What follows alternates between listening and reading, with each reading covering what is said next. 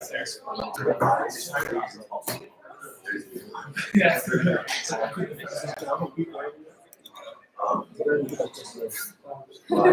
And obviously,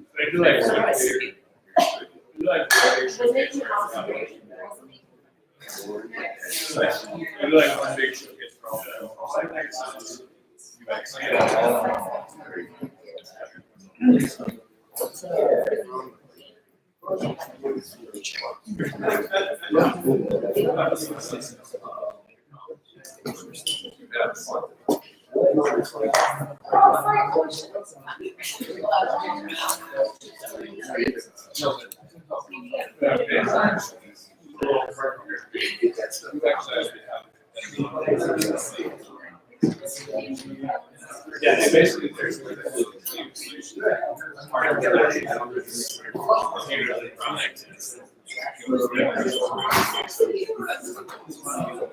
yeah,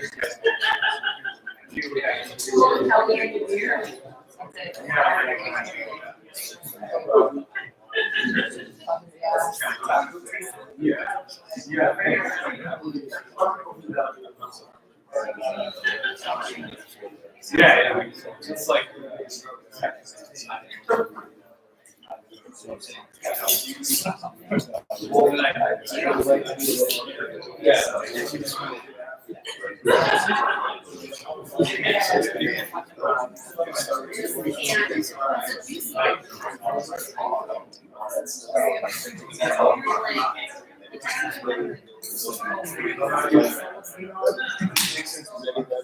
Oh, there we go. Thank you.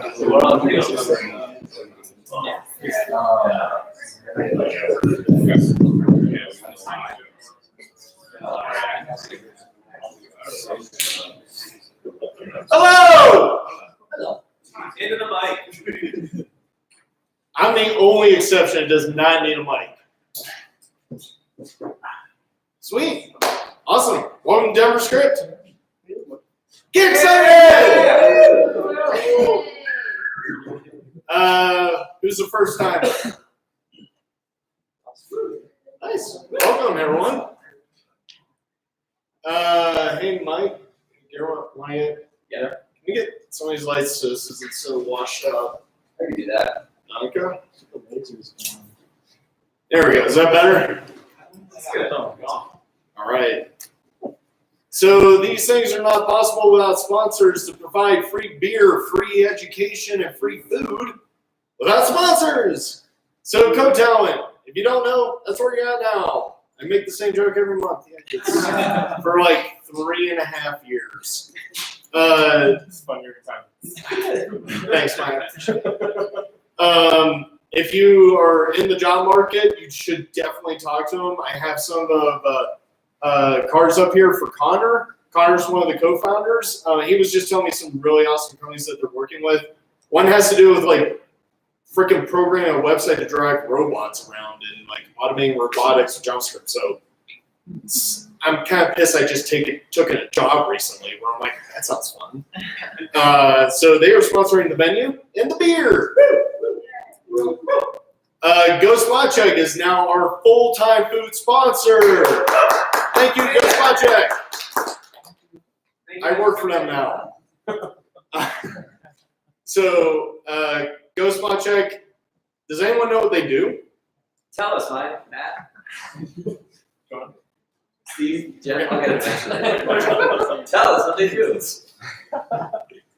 They are a data platform.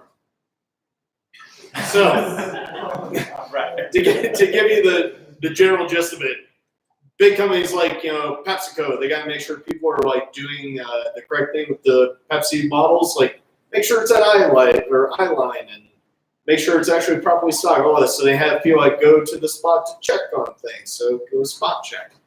That's what we do is make an app for that, and it's a bunch of big data stuff. Yay, buzzwords. But they are sponsoring the food.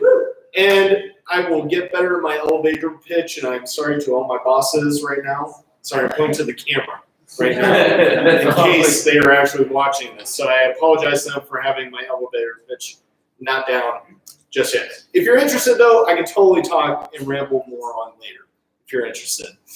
Epic Brewing just down the street, they're giving us a discount on the beer. Denver Pizza coming, also giving us a discount for the pizza. Front-end Masters. Does anyone know what Front-end Masters does? Like what it is? Okay, great. They are an online video course provider for learning code, front end, by the way. We are giving away, every month, we give away three-month subscriptions, which is like, what, $100 value? Yeah, it's like $30 a month.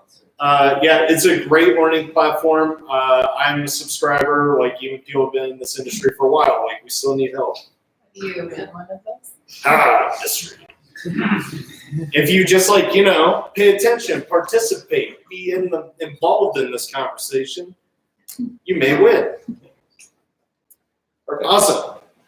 Okay, so what's going on in JavaScript land? So for those of you that are normally here or come regularly, normally we talk about new Chrome dev tools. There's no new Chrome this time, so I'm really upset about that. It's every 6 weeks, and so sometimes we don't We have just one. hit that wall. I know, which is unfortunate because it's my favorite thing to talk about, and there's nothing there. So that being said, we'll turn over to you guys. Well, I guess Matt, React 16 real quick.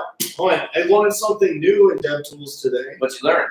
So I was logging out this object. It was a moment object. And I really needed to like just copy what it was coming out as and wouldn't copy. So if you right click when you like console log out an object, you can right click on it and it will say like, do you want to save this as like a local temporary variable? You do that and it's like, cool, this is what it is. It's called temp1. And then you can run a command called copy, open parens, put that variable in there and it'll copy it to your clipboard. Yeah. Try your bullshit. Try me, motherfucker. I'll try it tomorrow. React 16 roadmap? Yeah, so React 16 roadmap. Is everyone excited about all the new things coming out in React? No. So they've announced like when they're going to have suspense with data fetching. That's going to be summer, one more word. When they're going to have hooks. Hooks should be later this year. But we'll post all this out, but there will be a link to this and it'll show you what their roadmap is for releasing these new features. Sweet. So what's everyone excited about in JavaScript? Like what have you heard going around the scuttlebutt? It can be as broad or as specific as you like. Yes, Mike. I think it was 7.1 came out. Take that, React. Said no one. One person. Yeah. Look at the user base. Oh man. Good. So now also we are sponsored by Angular. What? Who else? Anything you're excited about? Again, it could be really broad industry stuff. It could be a framework we just started playing with that you specifically are excited about. I guess there's like some new beta operator coming out that we're going to talk about. That's pretty cool. The beta operator? Oh, you mean like MyStock? Okay. We're excited about MyStock. Spoiler alert. We're excited about MyStock. There we go. It would have been really great if you just like stood up and gave like a 6-minute talk on like what that was, and then he had to come up right after you like with slides. That would have been incredible. But mine would have been 10 minutes, though. Sure. Yes. Well, I mean, it's not exciting, but it's interesting. Sure, The whole also event counts. stream thing. The what? Event stream. Mm-hmm. Do you want to elaborate a little bit? I don't know a ton about it, so if anyone knows more, feel free to let me know. Basically, this super popular NPM package called event stream. It's specifically used in a lot of other packages where you might use it for like Bitcoin. There's something that like uses like manage your Bitcoin wallet or something. The guy who wrote event stream was super busy, and some other random person who just like volunteered to take it over for him and maintain it, and he did, but he put a like nasty hack in. So every time you downloaded it, it could like steal your cryptocurrency wallet, Bitcoin keys, and like, send it to him. Basically. And it was like really nasty. If you read about it, the way he did it is super interesting. He's using stuff like semantic versioning to like avoid audits. So it's really interesting how I did it.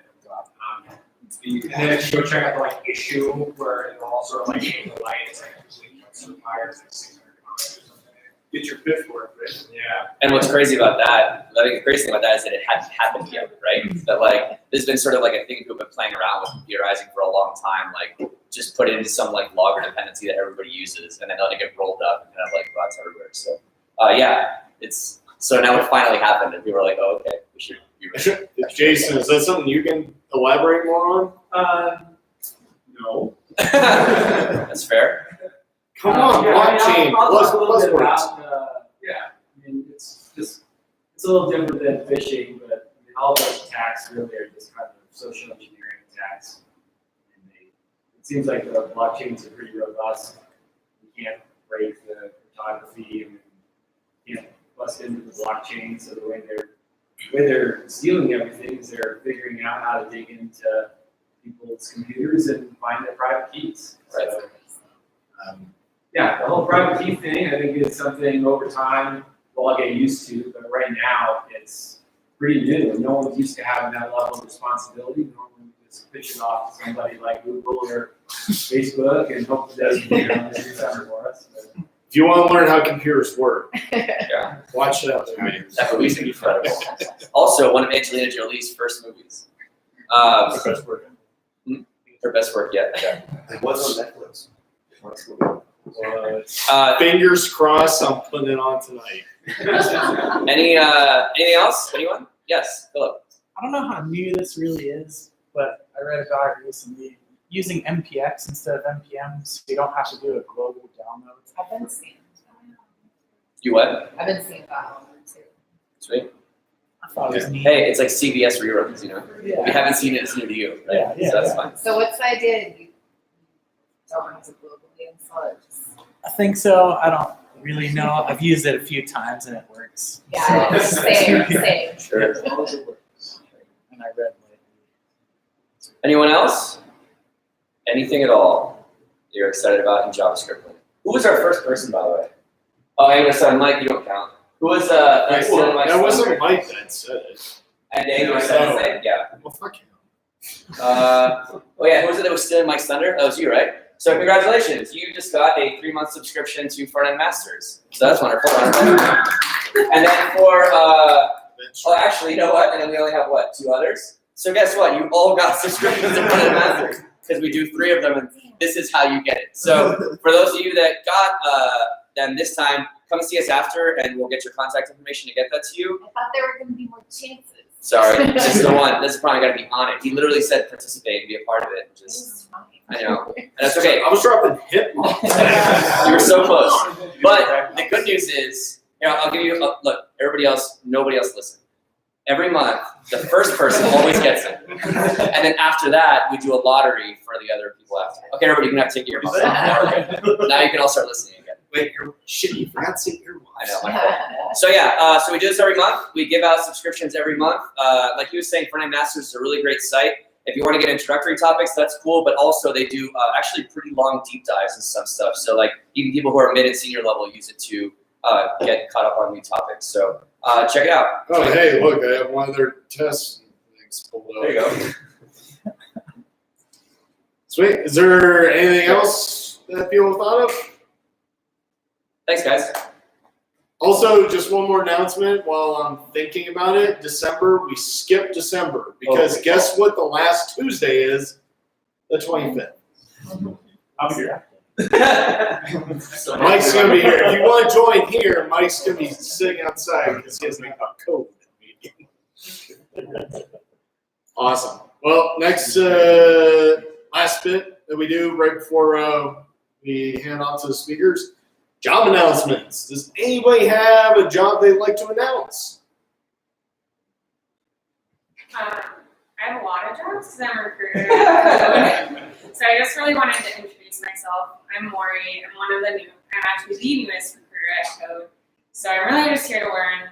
We have a lot of jobs open, but they're all pretty senior. So if you're like 5+ years of experience in looking for a job, let me know. Or you can, I don't have cards, but email Connor. Yeah. Cards are coming. They're coming.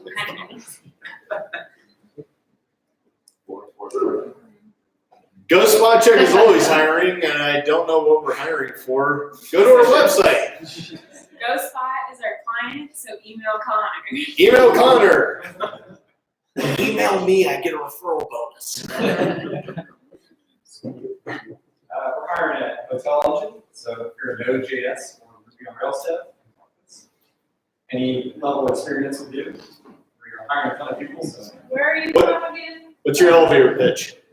We're basically a hotel platform, so like a booking.com or Expedia, something like that. We're in Glendale, so just off near Cherry Creek in Denver. Yeah, so come talk to us. My name's John, this is Zach.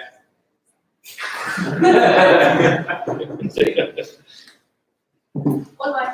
I'm a chip chef. I'm Slum. We have lots of JavaScript roles open, React Native role open, and Python in our Denver office. And we're also hiring for some roles. So let me know if you want a job. Cool. Thanks, guys. Anyone else? Everybody that announced a job, please stand up and raise your hand. That's not standing. If you're in the job market, look for these people afterwards. I'll post my email on the thing too. That too. I don't have cards either, but I have a general card. Feel free to post in the comments from tonight, email addresses, what you're doing, what you're looking for. Feel free to do so. So, and you just reminded me actually, what's going on in JavaScript land, if you're interested in any of that stuff, we add additional links onto what was there, and we'll post it in the comments for the meetup for tonight. So, I promise I'll do it this time. I forgot last month. I'm sorry. Sorry. Go. Is that it? Mike. Yeah, get some more pizza here while I get ready. I was gonna say you're talking next. So while we're swapping out computers, if you want more pizza, there's plenty. There's more beer. Get some. I do talk nice. Yes. Right. Oh, I do talk nice. No, really, seriously, we're not saying that. A lot of people. I heard nice. I heard whatever you want to hear. That is what I heard.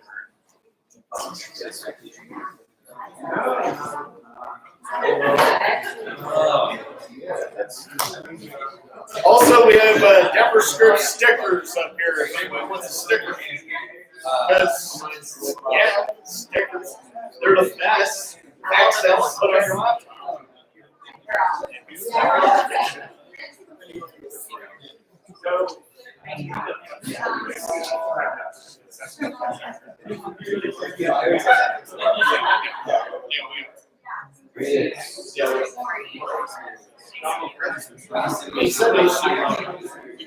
We got dongles for dongles for them. Man, I got dummies today.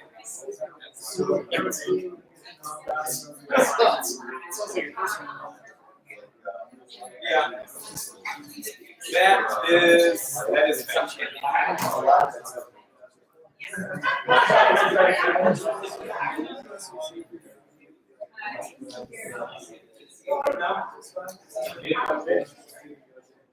I didn't just like when I started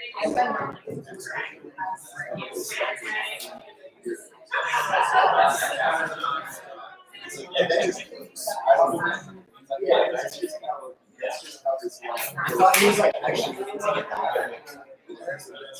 So you present. I'm just trying to lead us into that.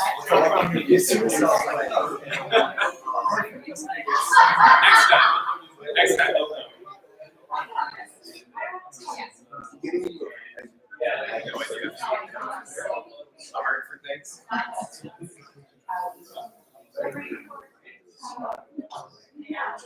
All right, does everybody have enough pizza, beer, water, refreshments, what have you? Do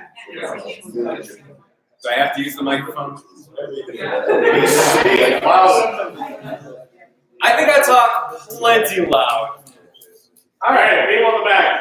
How loud is he? You hear me back there, Michael, Caleb, and the man that I've met before? No. Sorry, you Shut got up, relegated to Caleb. microphone court. Shut up, Caleb. Eventually, we'll be on TED Talks. Yeah, that sounds good. I've always wanted to give a TED Talk. I guess this is my intro here.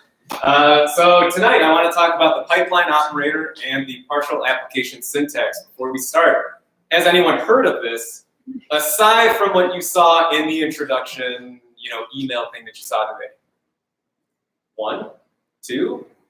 All right, sweet. This will be new for everybody then. This is even new for me. Like, you just disclosed. Did I what? Say what? No, I did not hear you. So a little bit about me. I'm Mike Frazier, software engineer at ClickFox. I did the Hack React, a remote program. I'm a former educator, current skateboarder. I like to do some music stuff. You can find me on Twitter. I'm a Frage guy. If you want to find me on the DenverScript Slack channel, I'm at Frazier. I've got a blog about stuff. You may see me blog about this at some point in the future, but don't hold your breath because it's probably like 6 months out. So, don't worry about it. Last thing, everything that I present tonight will probably change. Syntax will change, symbols will change. So if you decide to rewrite everything that you're doing to follow this operator and then it doesn't work, don't put that evil on me, okay? Don't put that on me. I don't want that, I don't need it. All right, ready to jump in? Let's do it. All right, here we go. Pipeline operator, here we go. Give me that pipe with the greater than sign. This is a stage 1 proposal of 4 in the TC39 process. Basically, this means once it gets to stage 2, everything's going to be different. So, again, You just, for stage 0, just maybe explain it. there's 4 stages. 0, which is like straw man type of here's an idea. Stage 1, it's a little bit formalized. Stage 2, more formal. 3, more formal. 4, accepted. That's about all that I know. Wait, you're gonna Yeah, there we go. everyone knows. Yeah, there we go. Don't worry, I included a link to the entire proposal process at the end of this. I'll post the slides, don't worry. If you want to use this right now, Firefox 58 is supporting it. There's some flag that you can set. I don't use Firefox, so I don't actually know how to do this. But you can. Thank you, Matt. So there's competing sort of proposals that are out there right now. The one that is in stage 1 is the minimum proposal syntax, and this is the pipe greater than sign. It essentially follows that you have some expression on the left that gets piped into some function on the right. This allows for some easier function chaining calls. So if you can imagine here, we've got an input that goes into function 1, then 2, and number in between.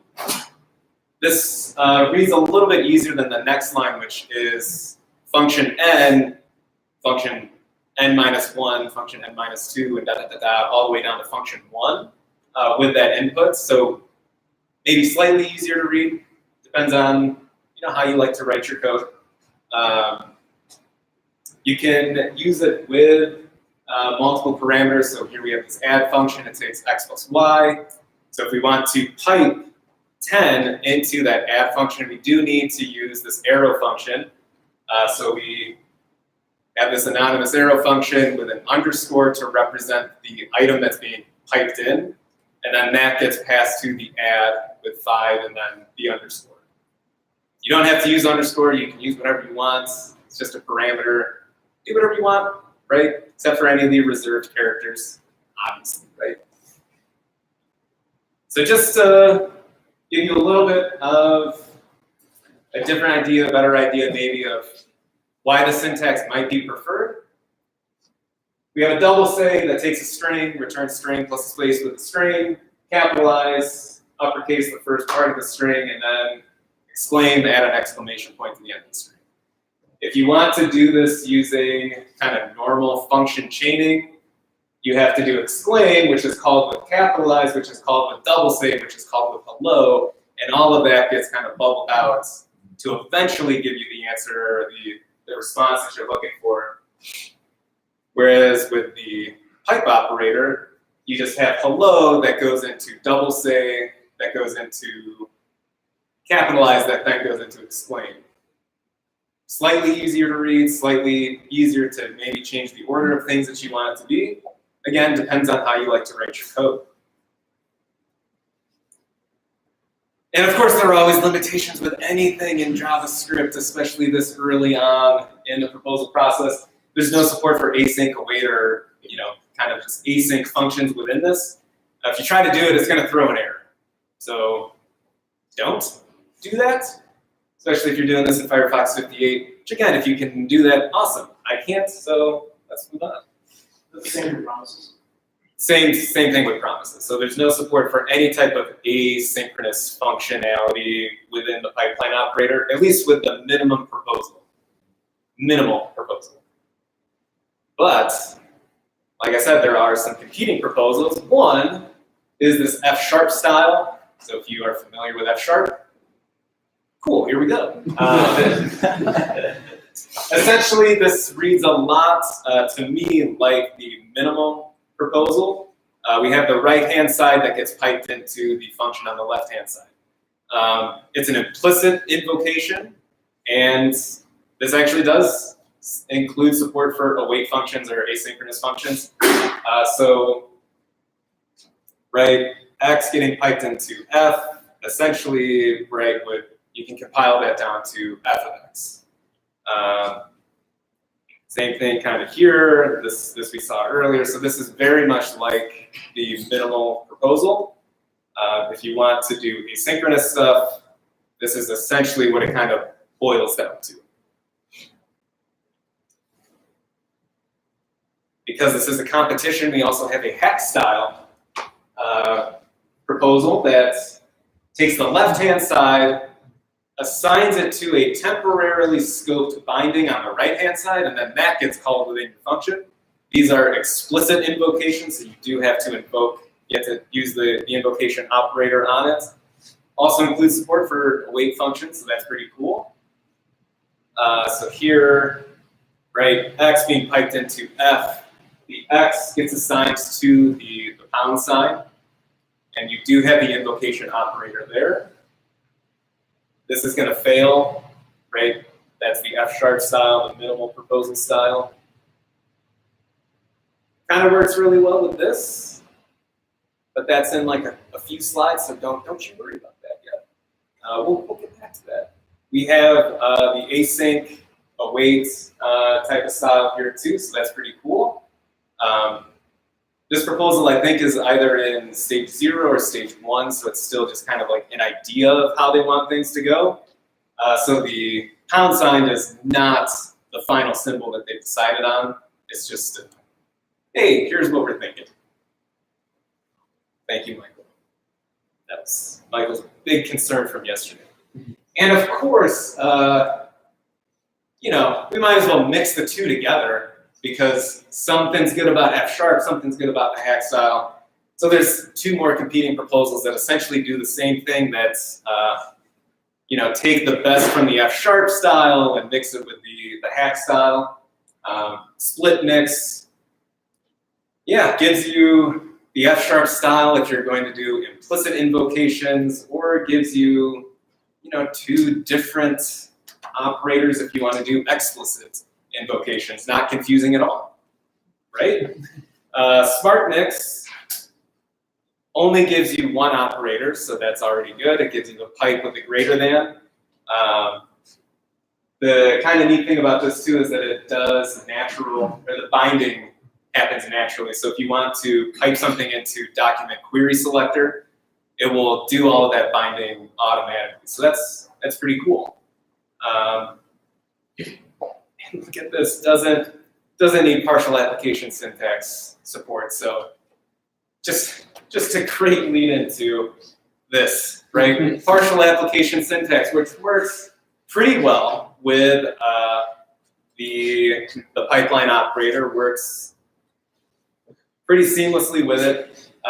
Again, a stage 1 proposal of 4, expect major changes once this gets through to stage 2. No browser support, so moving on. Is that like how drunk they were when they said that was a good idea? I just kind of like the smugness of all of this, of like, hey, here's something that maybe you would want to use, but whatever, you don't actually need to use it, so let's move on. Can I just ask a Yeah. question? Why would you want to use it? Like, what are the benefits? I guess? of this. Yeah. This is well. Let me get through the slide and then we'll come back. I'm a newbie, so. Yeah. No, don't worry. So with the partial application syntax, this allows you to take an argument list for a function and essentially put in a placeholder for some argument that you're going to call later. It's kind of like a replacement for a function.bind, where you want to say this will always be called with this first argument being this value. So if we look back at this add method, right, x and y being called and then returning x plus y, when we bind add with null and 1, null is the this context, we don't need to worry about that right now, but the 1 would be the x, and this will always be called with a value of 1 for x. So now we have an add 1 that we can now say, add 1 with then 5 and we get 6, and so on and so on. So this partial application syntax allows you to kind of get away from having to call .bind explicitly on it. So if we do add with 1 and then a question mark, we're saying I want this next function that's being returned here. Is Alexa talking to me? To now be able to do add 1 with 2 and to get me 3, add 1 with 3 and to get 4. So it's creating a placeholder for some other argument in the future. So you can do that as the first argument, second argument. If you got 3, you can do 1 in the middle.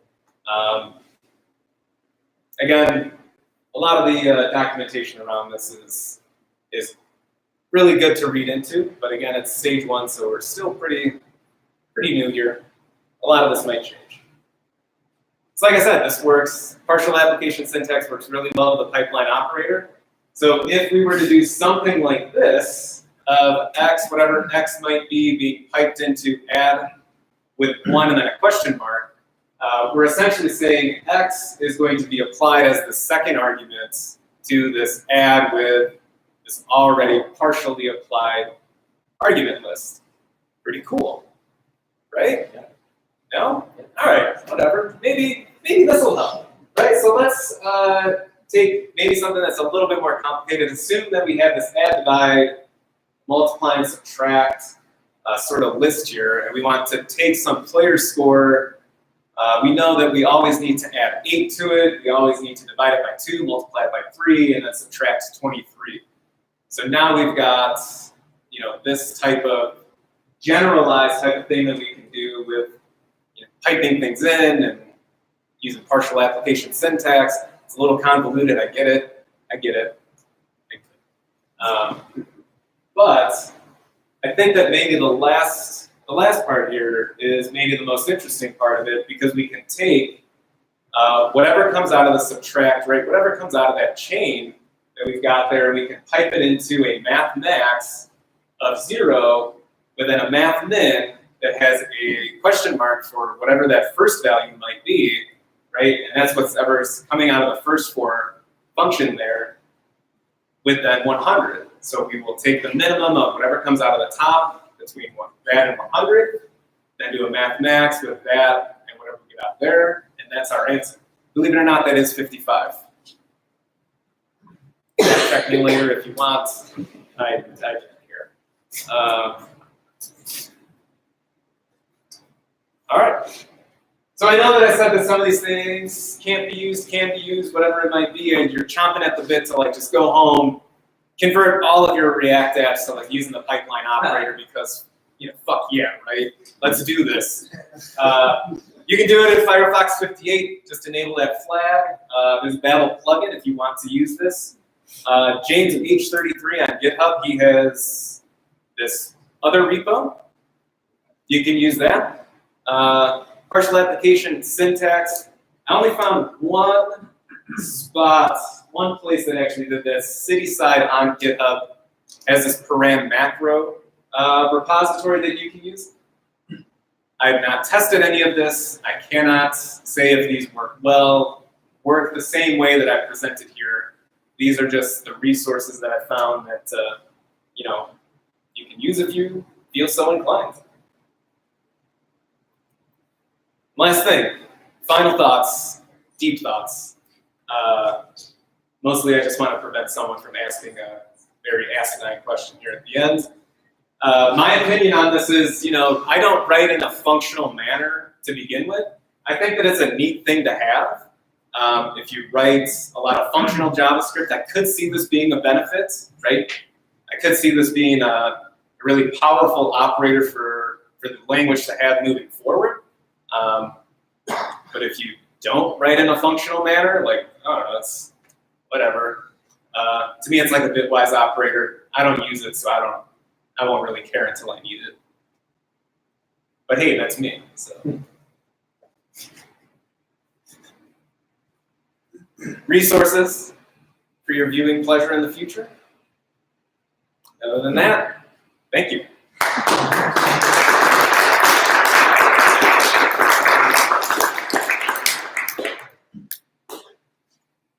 Yeah, Michael. So if one of your functions in this would be a pipeline goes in error, would your Pepsi flop?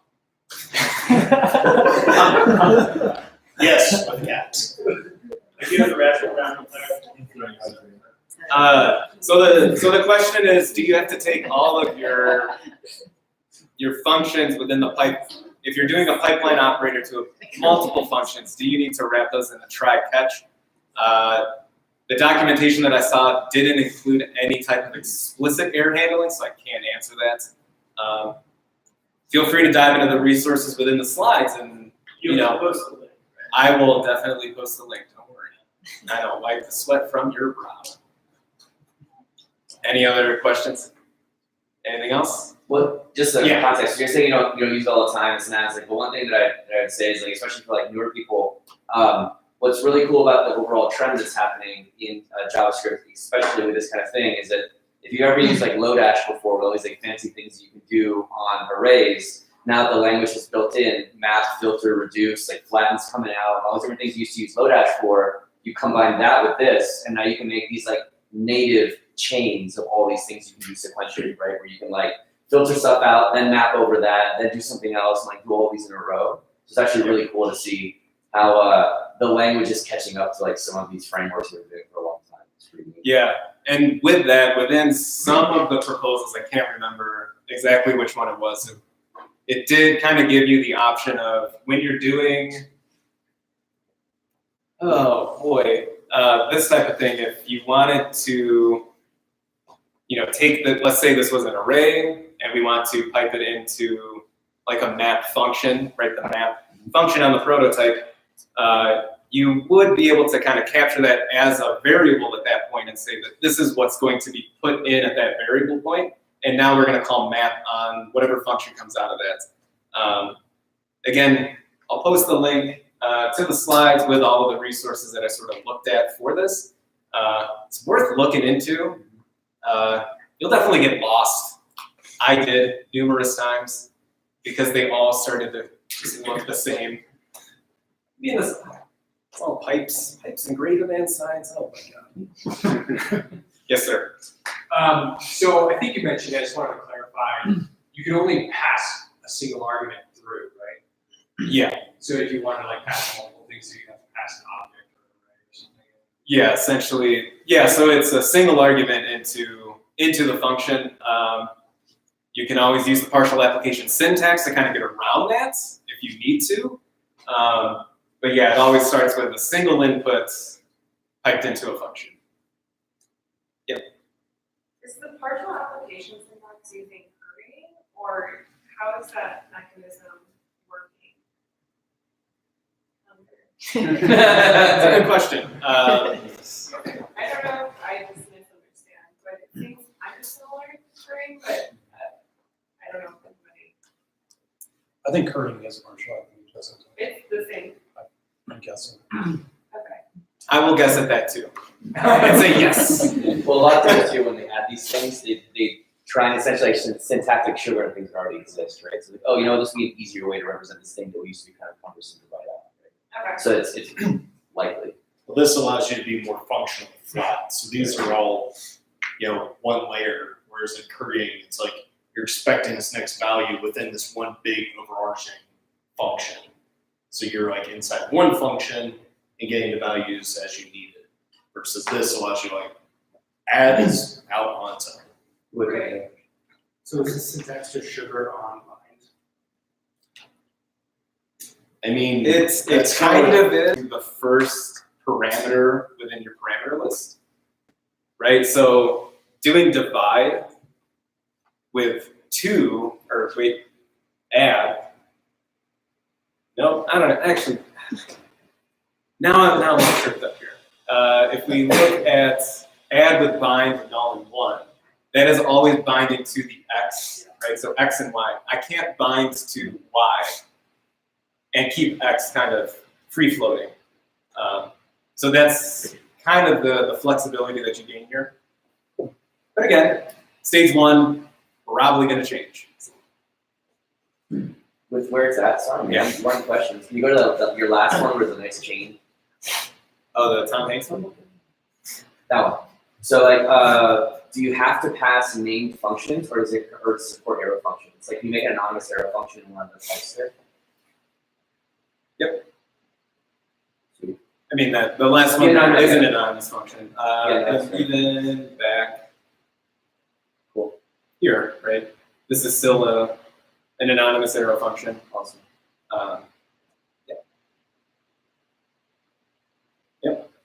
Or then put some zip behind this. Then he also just one parameter for the type. So you can cross applications and types there. So that you can have multiple kind of question marks or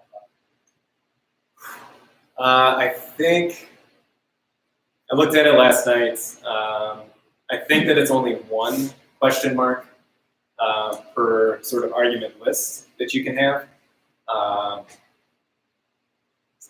I'd have to check on that again, so I don't know off the top of my head. But again, you can only start with one argument at the top of your pipeline operator. Yeah, that's about all that I can say on that. Cool. Thank you so much.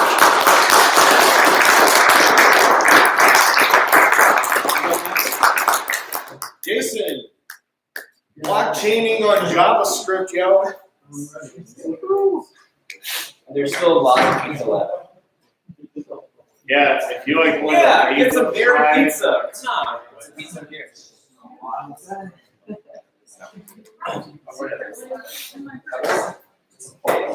That beer is also full.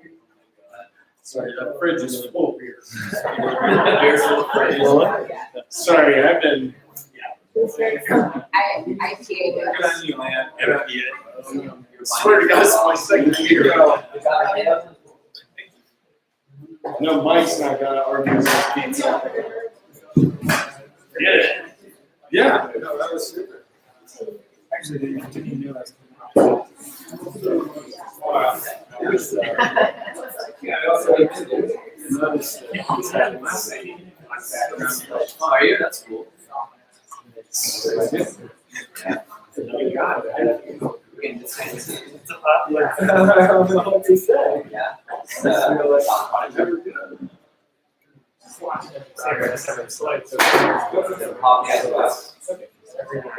Oh, that's cool. Yeah, yeah. You guys work out a secret.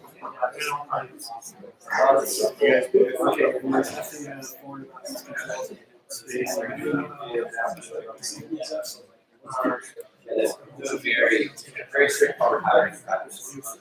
Bill's not getting out, they only hire us. It really makes onboarding a lot easier than they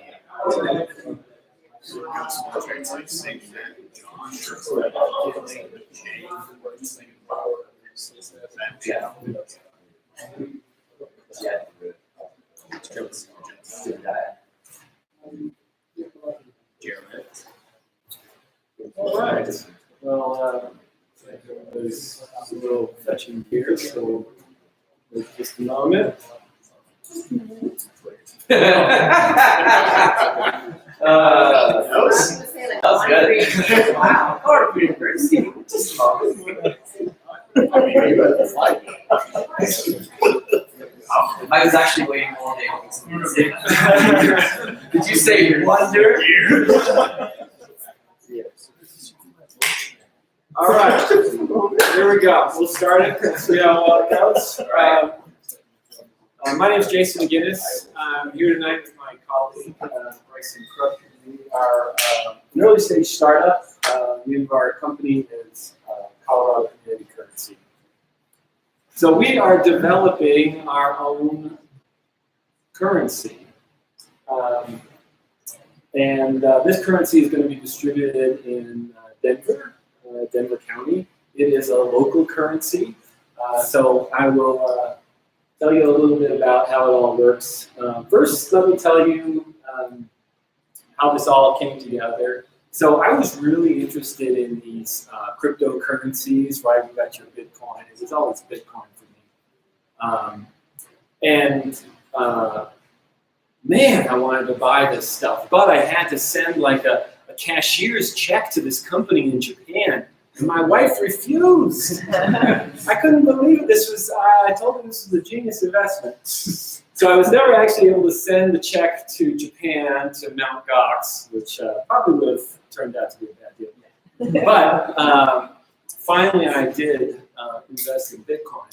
And really I thought that what this was going to be, this was going to be the thing that I could buy pizza, I could buy beer, I could, okay, technical support, no, not cool up here. Okay, cool now. Should I just touch it every once in a while? So I know that I'm still here? Yeah. Yeah. Joke there somewhere. We'll just leave that alone. Anyway, I'll move it forward and recreationally move it back. So my thing was I thought that these cryptocurrencies were going to be used to do transactions, right? I could buy a cup of coffee, pizza, beer, I think I said that. So shockingly, these things turned out to be tools for speculators and gamblers. So I was really kind of disappointed, although, sure, whatever, my Bitcoin went up. I was really more interested in using cryptocurrency as a functional, transactionable money. So waited around for a number of years, never happened. I met a few people that had similar ideas as I did, like why is this happening? All tools seem to be available. So Dcoin, or Colorado Community Currency, is really kind of a culmination of that. Like the tools are available, why aren't we doing this? So that's how this whole thing started. So what I'll talk about is what a local currency is. How many people are familiar with local currencies? Have you ever spent a local currency? Okay, so that's got a free range there. We'll talk about how it works. I'll talk about Web3 in more of a kind of a big picture guy. I'm a marketing guy, so like 20 years, big company, small company. But I'm the marketing guy, and I said the last presentation I gave had all these, pretty slides with blue backgrounds. In every other person, they had black background, white font, 14-point, curly brackets. I gotta change it. These people aren't hearing what I'm saying because they don't have the curly brackets or the 14-point font. And I think Mike, yeah. So your presentation was all black, white. It was a nice font size, though. Just for you. Thanks. So let me tell you about local currencies. So local currencies have been around for a long time, and they're active in a number of different communities. We've got local currencies here in the United States. There are local currencies in Europe. There are local currencies in Bangladesh. There are local currencies in South America. Local currencies are intended to support the local economies in which they circulate. A lot of the local currencies are fantastically beautiful. These people actually print their own money on secure paper with these beautiful designs. Some of the drawbacks of local currencies are that they have to be distributed. So every vendor that you have on board has to have a certain number of denominations of these things. So there are some difficulties with traditional currencies, local currencies, but these are very active. So there's over 100 programs worldwide. The oldest currency is a currency that runs in Switzerland. It's called the Ver. I think they pronounce it easy. But it's 80 years old. It's in Switzerland. And it is essentially just like the rest of them. The intention is to promote and motivate people to spend money in their local economy. So spending money in your local economy is really something that's quite beneficial for all of us because the place we live, Denver, or around Denver, is it has its own personality. And there's a lot of downward pressure on the local business community. So when you have these big national chains that come in and gobble up all the businesses, what you tend to see is kind of a Clevelandification of many communities where all of the businesses are Bank of America and Rite Aid and Chipotle and Olive Garden, and it's really hard to tell the difference between this town and that town because all the businesses are the same. So local currencies are intended to support and develop their local economies. So our local currency is not nearly as sexy as the other currencies. This is what you're likely to see.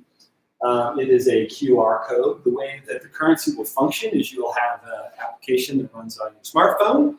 You go in to buy a coffee.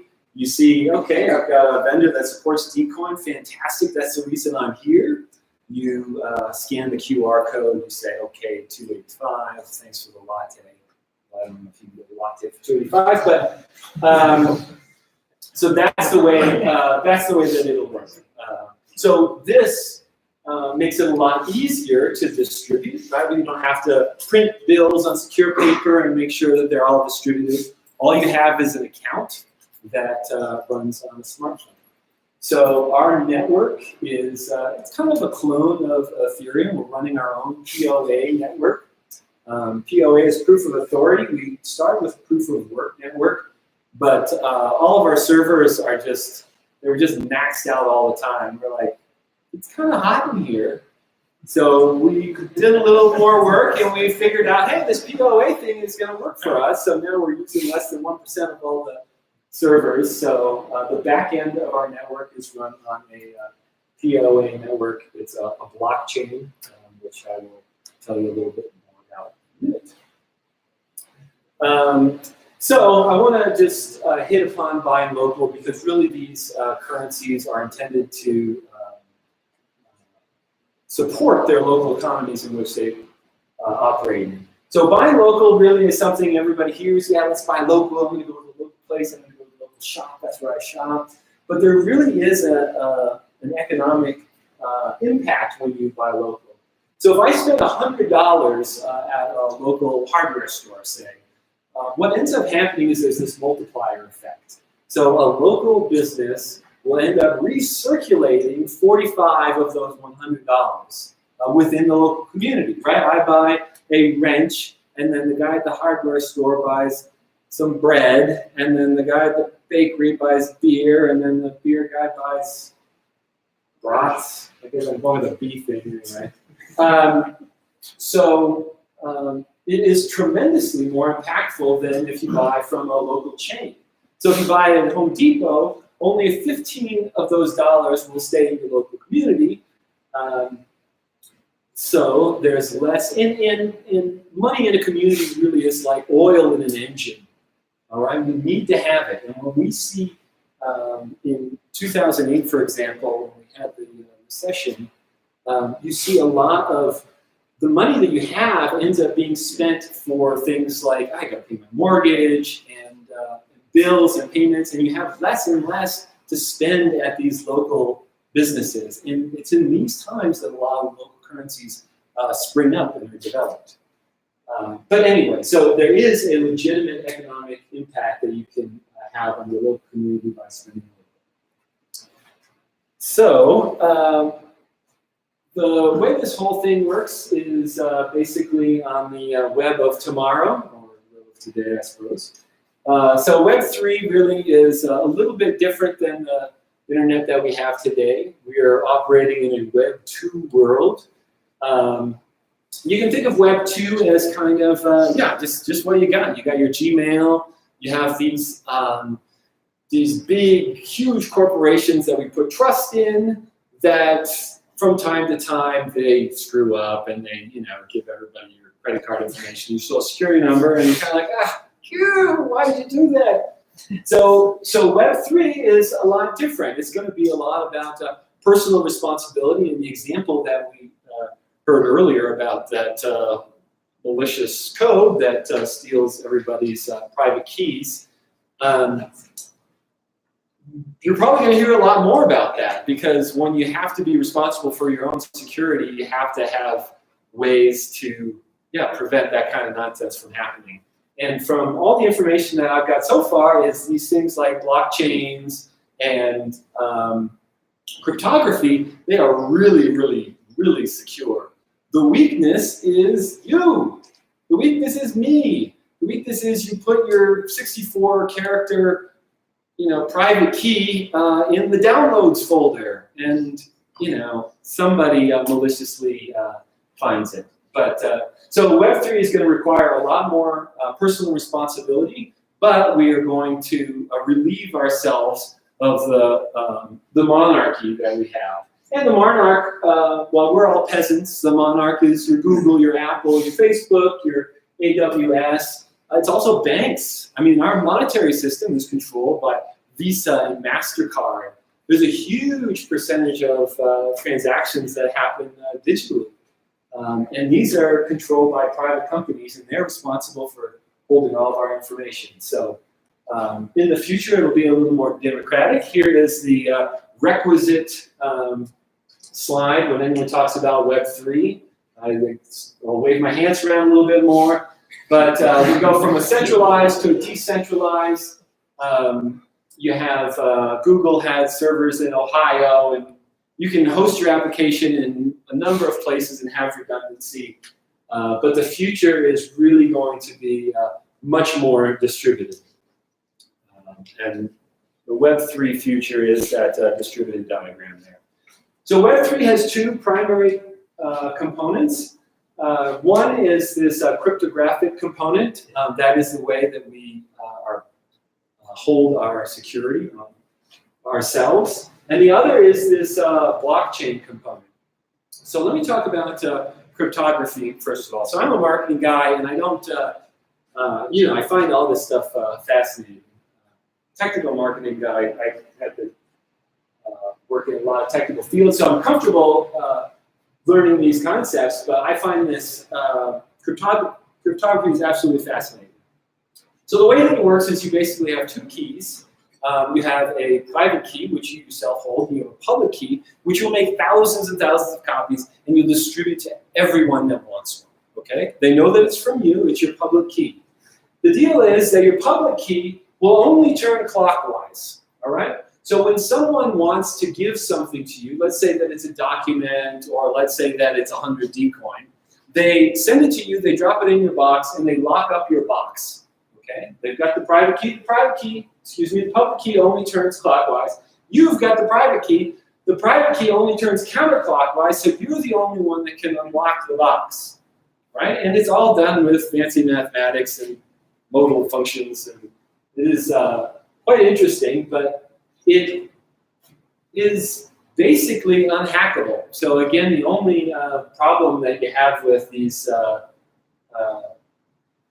cryptographic algorithms is you. The weakness is the person, so a lot of the hacking that we see is really these phishing, spear phishing, these malicious code attacks, but they're all aimed at people who put their keys in places that are easy to find. But it is a very neat trick. So again, you have a key that you can give to everyone, it only turns one way, and then once they put something in your box, you're the only one that can unlock it. On top of that, you have the blockchain. So the blockchain basically is going to be the record of all of our transactions. So if I send you 5 Dcoin, I send you 10 Dcoin, and back there in the back I send you 25 Dcoin.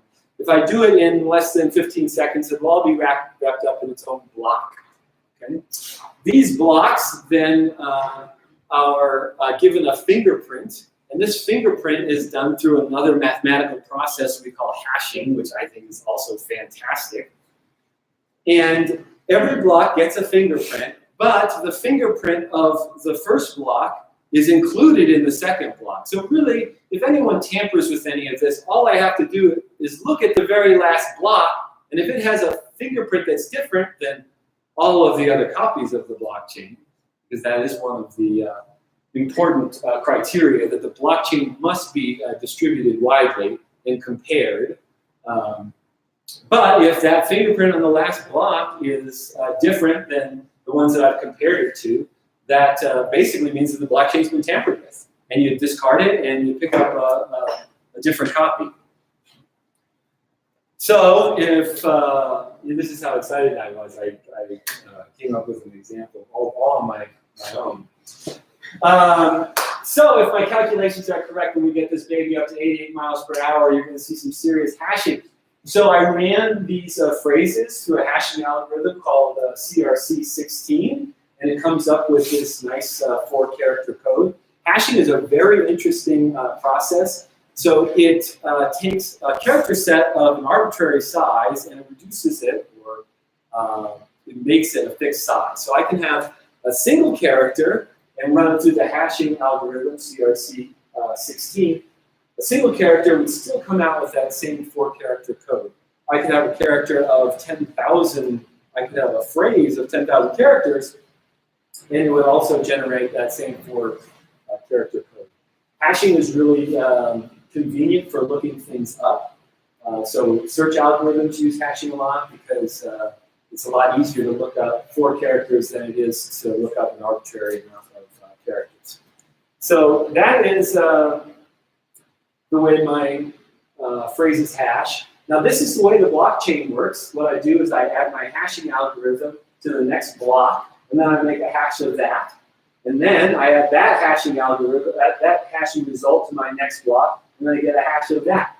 So as I said before, all I have to do is look at the last block and compare the last block. If something was tampered back on this block, I'm going to see a change in the final block. So very quickly I can determine whether there was any nefarious activity that went on. So here is my nefarious activity. When we get this, there was piracy, as you can see there, clearly. When we get this baby up to 88 miles per hour,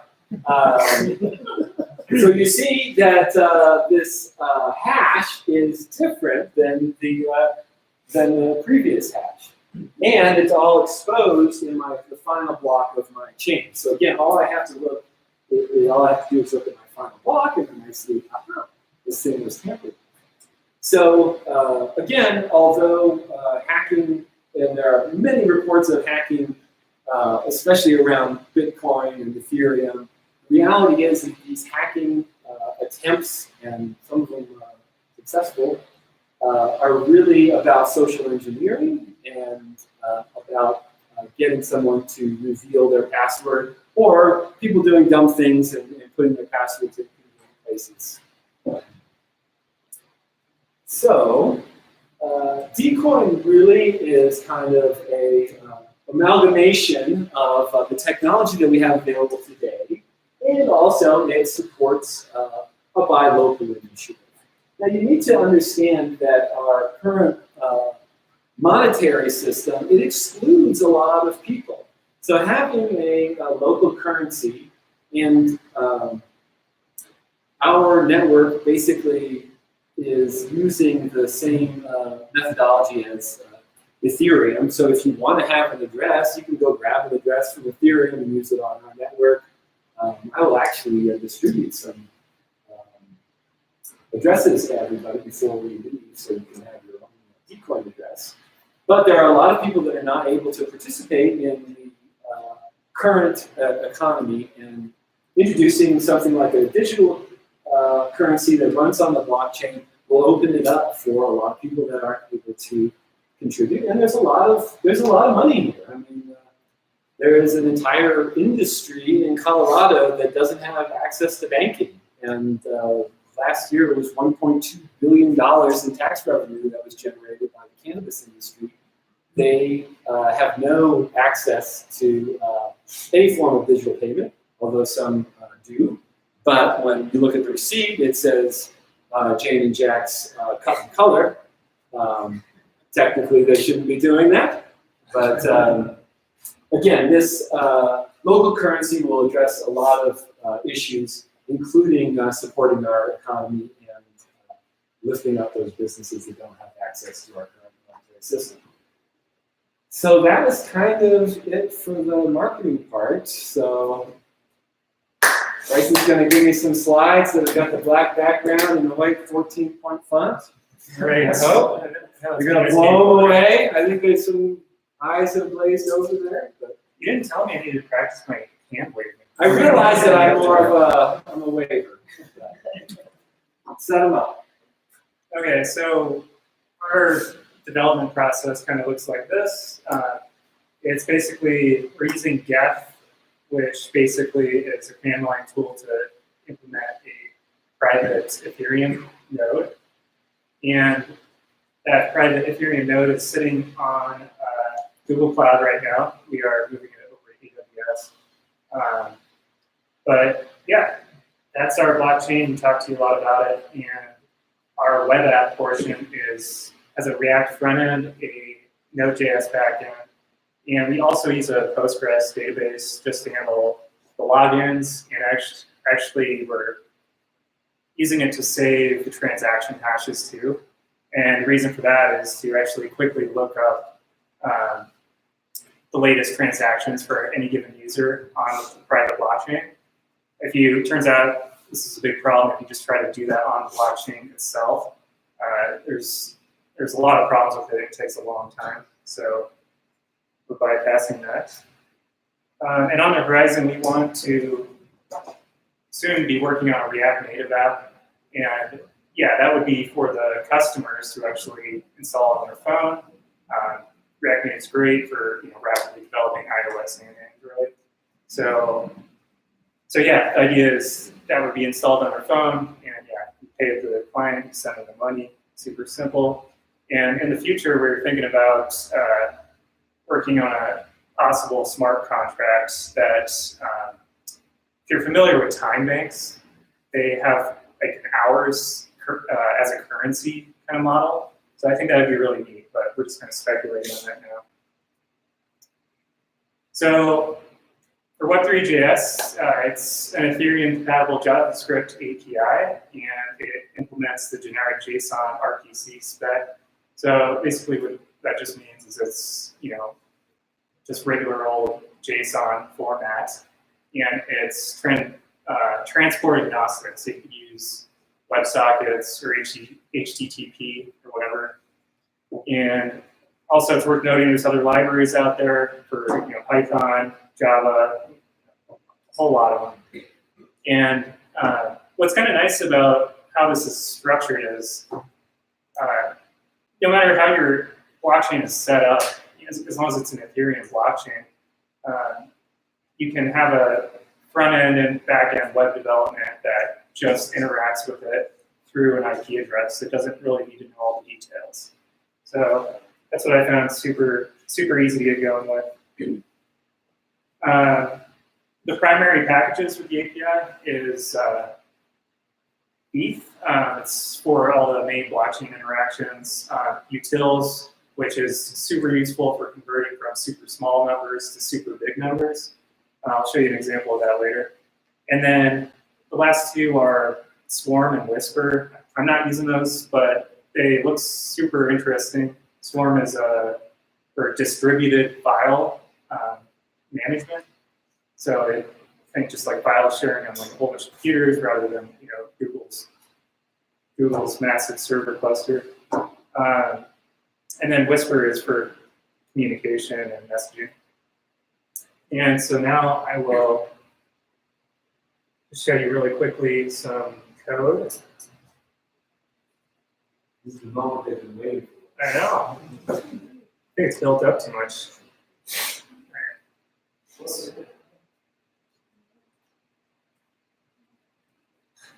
that better? Okay, so this is just a React app. You can use whatever you want. Web3 doesn't care. So down here after the component mounts, I'm just basically checking to see if the user's logged in, and if they're logged in, I go in and set the state with their data, and that includes their public key that we were talking about earlier. And then we initialize Web3. And what that does is this right here. So you'll see this example in all sorts of Web3.js stuff. It's pretty common. So it's basically checking to see if Web3 already exists. And if it does, use that. Otherwise, use the imported version that I have in this file.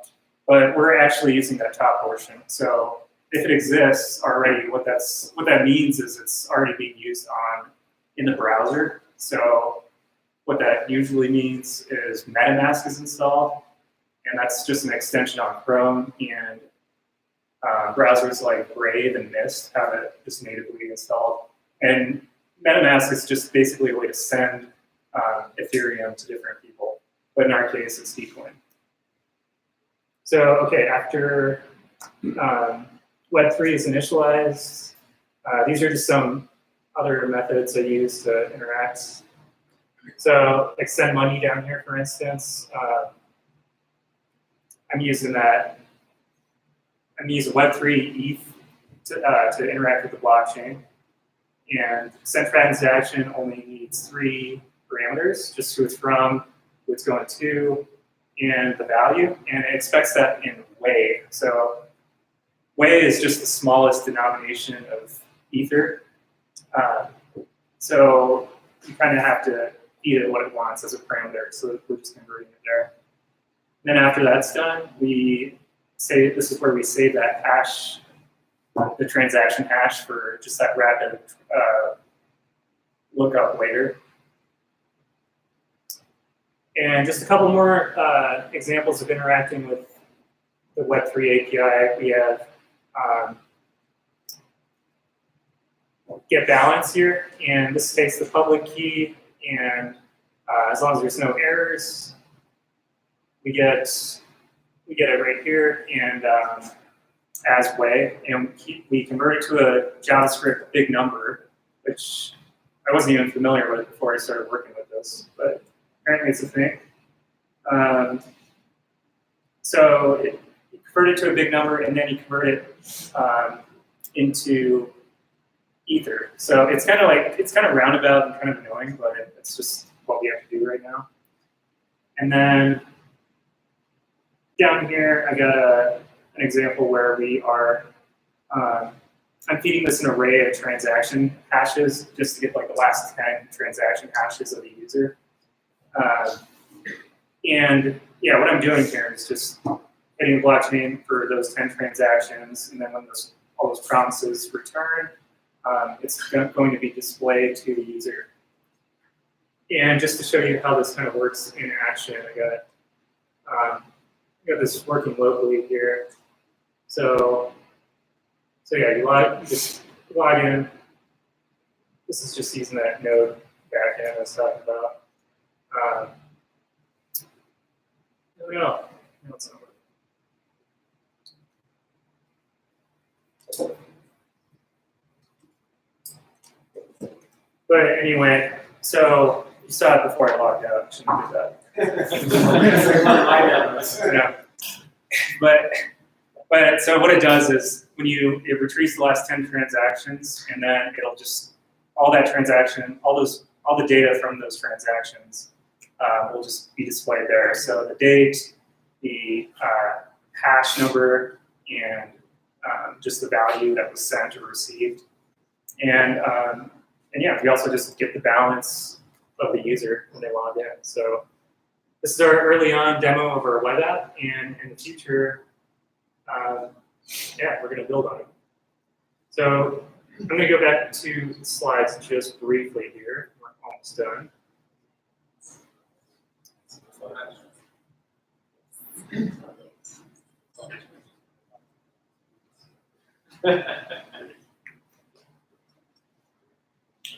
So, and yeah, just one other thing I wanted to mention too is blockchain developers and people who could interact with the blockchain and know a little bit about it, and know a little bit about Web3.js, they're paid pretty well. So it's not super well known yet. There's not a lot of developers for it. So it's a way to, I'd say it's looking like it's paying better than just like the average developer position. So if you're interested in getting your hands dirty with it, talk to us and work on this project with us. It's super cool. So we do have some paper wallets that we want to distribute. So these paper wallets are paper. You'll notice that they have 2 QR codes on them. So one is your public key, the other is a private key. So as I mentioned before, you don't want to share your private key with anyone, so it's a little weird that the private key is hanging out there. And a lot of really nerdy sites that get into Bitcoin and Ethereum.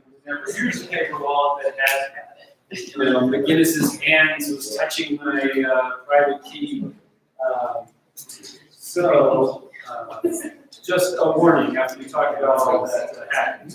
And some of these are loaded with Dcoin. So I didn't have enough time to load all of them with Dcoin, but there's like a 1 in 2 chance that you could end up with 5 Dcoin of your own. So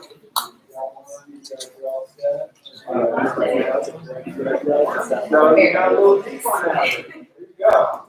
So the way that you'll interact with your Dcoin right now until our application is super duper robust, you can use MetaMask. MetaMask is an extension you can download on Chrome or Firefox without Brave.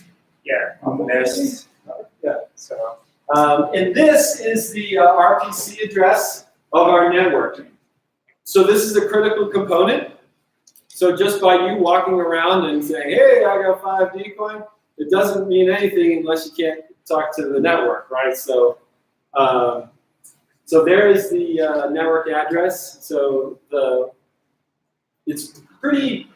I don't know. MetaMask is pretty user friendly, but you would import an account using your private key into MetaMask. You direct MetaMask to this RPC address, and yeah, you might have 5 Dcoin. And what we'd like is to actually test our network. So if please send your Dcoin to your primary MetaMask account. If you really want to get crazy, send me an email. I'll send you some more Dcoin. This is a beta version of our network, so we just want to exercise it and make sure that yeah, more users don't break it. So I have a question. So you load money onto it, and then you pull from that account? Yeah. Okay, so it's not like intrinsically linked to your credit card. No, so it will have to be, right? So the idea is that Dcoin will be 1-for-1 changeable with the dollar. There's some legislation that's proposed currently that makes it a little easier for us to do that. There's some money transmission laws actually that make this whole process really kind of difficult. So you need to get a money transmitter license, like a bank or like a MoneyGram, or what's the other one I'm thinking of? Anyway, so there are some hurdles that we have to get over in a regulatory way to make that happen. But yeah, the future for us is you go onto the site, you put in your credit card information, you say, hey, give me 100 Dcoin. I say, no problem, I populate your account. I'd give you 110. Because that's the kind of guy I am.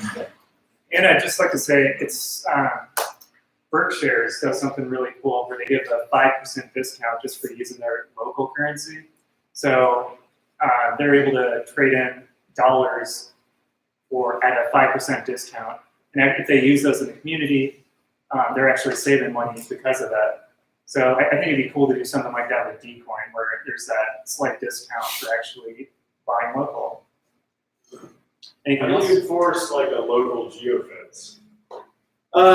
So really it's on us to sign up the vendors to participate. So somebody, the sales guy is gonna have to go around and be like, hey, this is so cool, here's your sign, and would you do this, and buy local. So really the burden's gonna be on us to go out and capture those first vendors. At some point, hopefully it'll be a little more holistic process where vendors are like, how do I get on this Dcoin thing? And then we've got some sign up thing. But at the outset, really, it's going to be person to person. Would you please, sign up with us? I guess kind of along the same line, how are you guys incentivizing business owners to opt in? Because I think it requires some hardware to be able to. Yeah, so really the hardware that is available that everybody has in their pocket is the hardware we're planning on using to start out. So your cell phone, you would basically send an alert to the vendor's cell phone. At some point, there's got to be integration with POS systems. We've been looking at Square most recently. What is the first POS system we want to tackle? Who's got an API that we can dig into? But that will be a piece-by-piece development. Most of the vendors I think that we'll start with will be your kind of sole proprietor coffee shops. We'll go to farmers market. But most of the sole proprietors where the actual owner of the business works in that location and has a presence there are most likely going to be our first target accounts. To see how you can incentivize people to use this discount. Absolutely. Is there any other reason why they're using one over another? So the transaction costs are super low. We're going to do it. We're just going to say under 1%. We're trying to figure out a model, but for a lot of vendors, the burden of handling credit cards can be great. I mean, it's 3% and up for most of them. So at the end of the year, you figure I've done $100,000 of credit card transactions. It can just, why wouldn't I want to keep that money? So by keeping the transaction cost real low, also there's many of those vendors have trouble with the hardware. Their network goes down. There's a lot of other issues that people deal with when they have credit cards that we could potentially provide an alternative, different network, running on a cell network. So the network should be more available and it should be less expensive for the vendors to integrate. It's also kind of just a badge of honor too. Like just saying you accept Dcoin is like saying, yes, I'm supporting the local community. I'm not, sending the transaction fee out of state to Visa to make them richer. Same here. And this is the whole idea is this is a platform. So Dcoin is really the first implementation of a platform. We would like it to be replicated in communities throughout Colorado and throughout other states, hopefully. Are you guys competing with any other local currencies at this time? No, it does not seem like there's anybody in that space right here in Denver. Yeah, so there is a Colorado coin that was launched last year by some of the Ethereum guys, and I think we'll see it again when Ethereum, ETH Denver. ETH Denver. I think it was kind of more of a proof of concept, but nonetheless, we've been trying to communicate with them, and also Mile High Hours is another. I think it's defunct now, but it was a local currency idea. So we're trying to reach out and work with them rather than against them. As long as it happens, we don't care. We don't care. We don't care how it happens.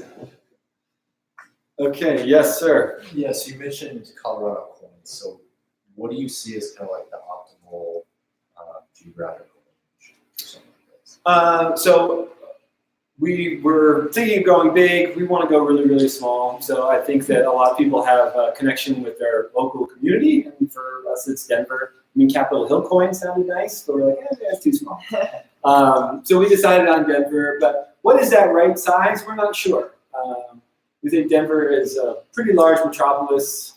It gives us enough area to attack first. But there's no reason why you couldn't have a Denver coin, a Boulder coin, a Springs coin. The idea is that people within the community spend their community's money. Maybe there's an exchange. You can trade them if you want. But honestly, most people, their money is spent a few miles from home. And that's the way we like to keep it. I mean, you can certainly make an exchange. Going. Okay. Pretty good.